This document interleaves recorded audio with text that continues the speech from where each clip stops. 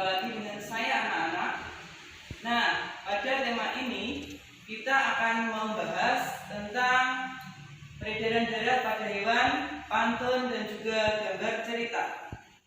Yang pertama-tama yang akan kita bahas adalah mengenai tujuan pembelajaran yang akan kita capai. Yang pertama yaitu siswa dapat mengidentifikasi macam-macam gambar cerita. Yang kedua, siswa dapat menyebutkan langkah-langkah membuat gambar cerita. Yang ketiga, siswa dapat membuat pantun dengan rima yang tepat. Yang keempat, siswa dapat membacakan pantun yang dibuat sendiri dengan rima yang tepat. Yang kelima, siswa dapat menyebutkan penyakit-penyakit yang terdapat pada peredaran darah pada hewan. Nah anak-anak, mari kita sekarang belajar tentang gambar cerita.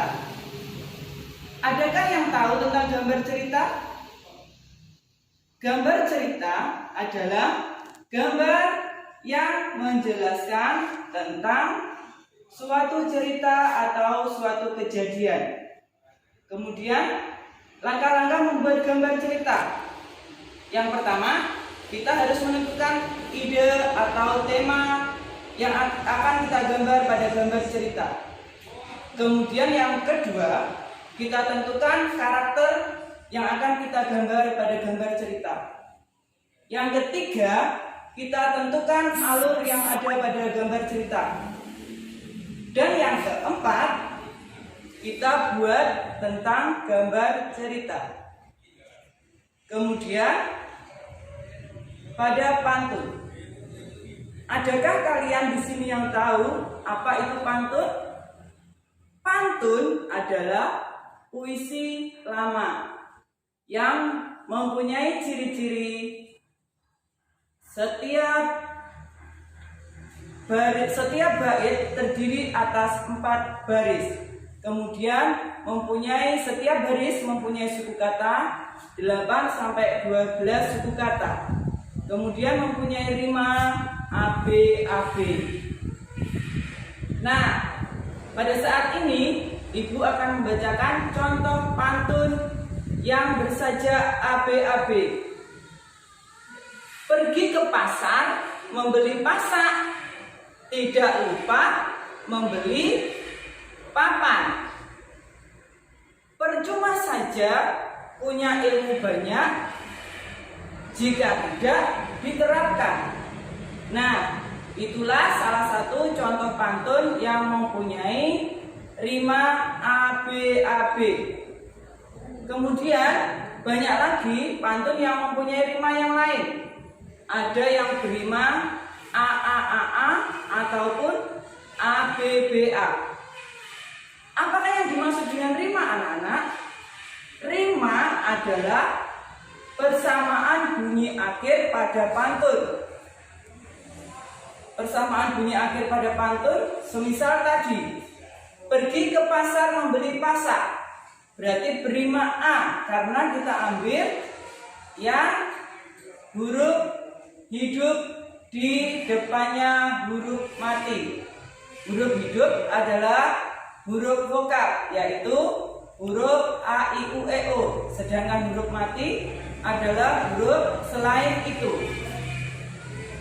Setelah itu, kita akan belajar tentang peredaran darah pada hewan. Perhatikan peredaran darah pada hewan berikut ini. Ini adalah salah satu contoh peredaran darah yang terdapat pada hewan. Hewan pun juga mempunyai bermacam-macam penyakit yang terdapat pada peredaran darahnya. Sama juga dengan manusia. Pada hewan, peredaran darah berpusat pada jantung. Nah, ada macam-macam penyakit yang menyerang pada peredaran darah hewan. Misalkan hewan burung. Burung bisa terkena penyakit peredaran darah. Yang diserang adalah jantung pada burung itu. Bagaimana cara kita untuk mencegah agar hewan tidak terkena penyakit pada peredaran darah? kita bisa memberikan makan makanan yang sehat untuk burung. Kemudian ada lagi sangkar atau tempat burung itu harus kita bersihkan terlebih dahulu. Dan yang tidak kalah penting seperti manusia, pada saat pandemi seperti ini kita juga harus memberikan vaksin kepada burung agar burung itu tidak terkena penyakit. Di mana memberi vaksinnya? Kita bisa membawa burung itu ke dokter hewan. Manusia pun juga seperti itu. Kalau sakit harus kita bawa ke dokter.